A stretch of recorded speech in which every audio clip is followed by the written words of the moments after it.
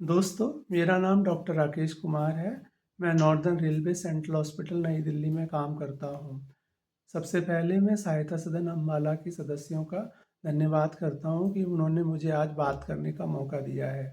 मुझे ऐसा बताया गया है कि जो आज मैं बता रहा हूँ, ये स्कूल के बच्चों को बताया जाएगा।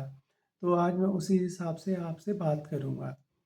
जो मुझे टॉपिक दिया गया है वो कैंसर के बचाव के तरीकों के बारे में आपको बताना है।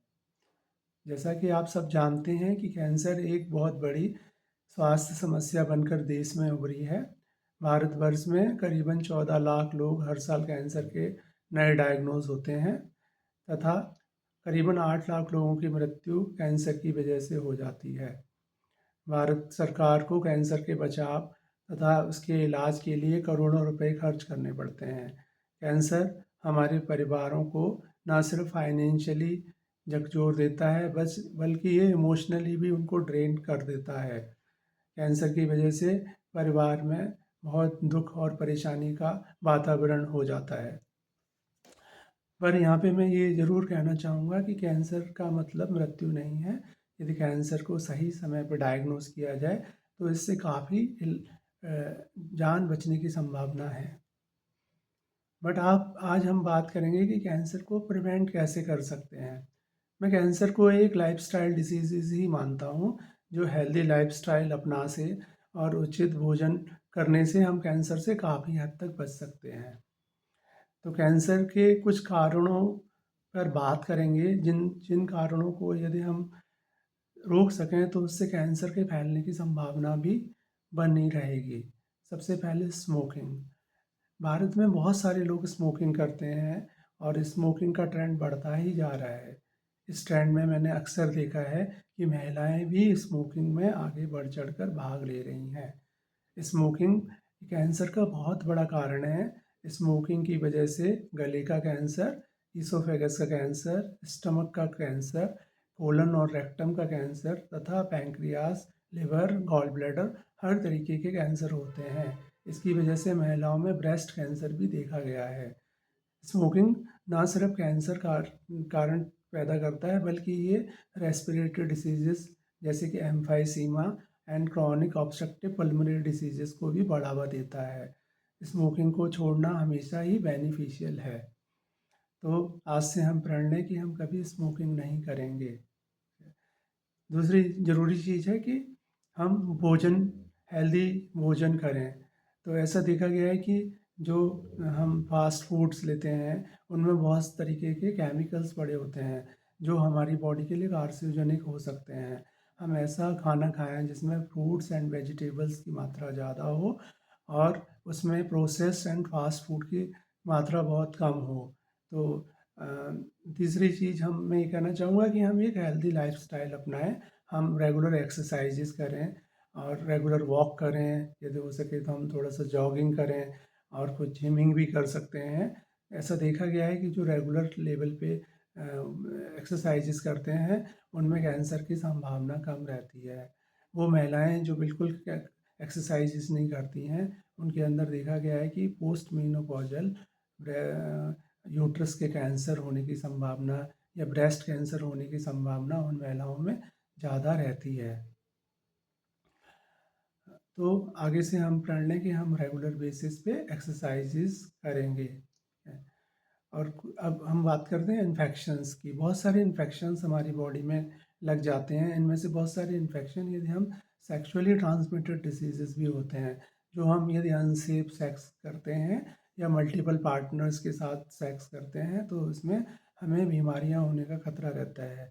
जैसे कि HIV, hepatitis B, hepatitis C, human papilloma virus, ये ज़्यादातर सेक्सुअली ट्रांसमिटेड डिसीजेस हैं। ह्यूमन पेपिलोमा वायरस का इन्फेक्शन फीमेल्स में ज़्यादा होता है।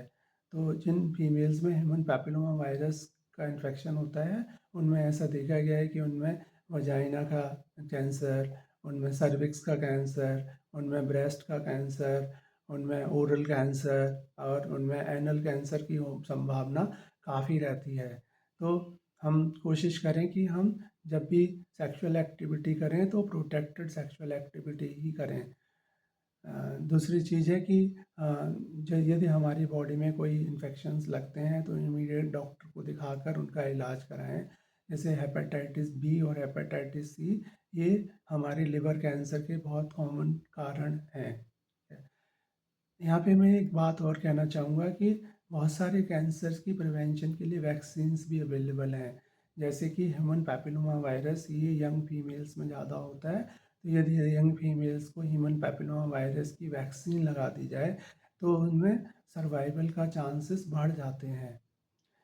कैंसर प्रिवेंशन की एक और स्ट्रैटेजी है, लाइक सर्विक्स के कैंसर में जब आपको ज़रा से भी कुछ सिम्टम्स आते हैं तो इमीडिएट डॉक्टर्स के पास जाएं। डॉक्टर वहाँ पे आपका पैप स्मीयर एग्जामिनेशन करते हैं।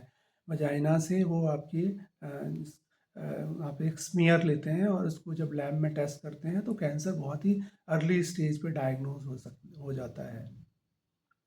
इसी प्रकार मैं ये कहना चाहूँगा कि यंग लेडीज़ और ladies particularly after 30 years of age अपना सेल्फ ब्रेस्ट एग्जामिनेशन ज़रूर करें। सेल्फ ब्रेस्ट एग्जामिनेशन में आप अपनी हथेली से अपनी ब्रेस्ट को चारों तरफ से दबाएं और उसमें देखें कि क्या आपको कोई गांठें तो महसूस नहीं हो रही हैं। अपने दोनों शीशे में अपनी दोनों ब्रेस्ट को देखें और उसमें देखें क्या दोनों ब्रेस्ट के साइज़ नॉर्मल हैं। यदि एक ब्रेस्ट का साइज़ बड़ा हो रहा है तथा यदि एक ब्रेस्ट का कलर दूसरे ब्रेस्ट के कलर से डिफरेंट हो रहा है तो ये कैंसर की अर्ली संभावना हो सकती है। वहाँ पे आप ये भी देखें कि कोई आपके वहाँ पे सिक्रेशंस तो नहीं आ रहे हैं, कोई वहाँ पे कलर चेंज तो नहीं हो रहा है, इसका भी आप ध्यान रखें।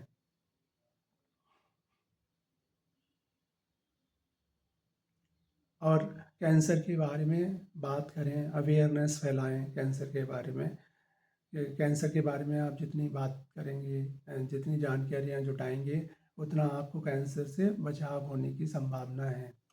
एक चीज़ और कहना चाहूँगा, ओबेसिटी। आप अपना वेट कंट्रोल रखें।